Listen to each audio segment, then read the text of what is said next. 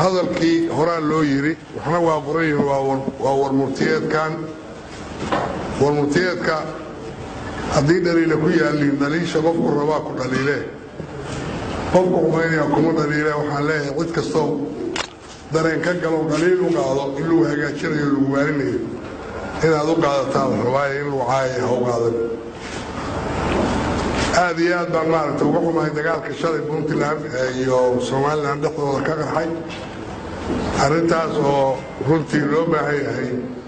aan inteeda kale waa wada joognaayo Puntland waa nala joogtaayo dagaalka maray soo qaadeen walaas ku soo qaaday haddana waxaan leenahay hada dagaalka la joojiyay wad kastoo soo qaado walaalayaal Soomaali isku dhimanaysa weeye waa adinkii wax isku dhimanaya wad kala ma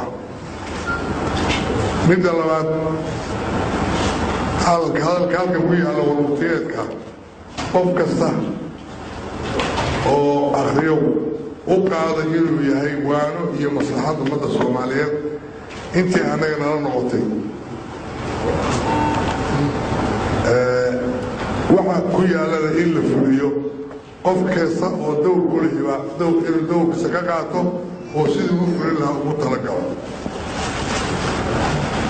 warkada meesha ma yaalo war kale badan ma hayo abdiwali waa degdegsan yahay waqtigu waa degdeg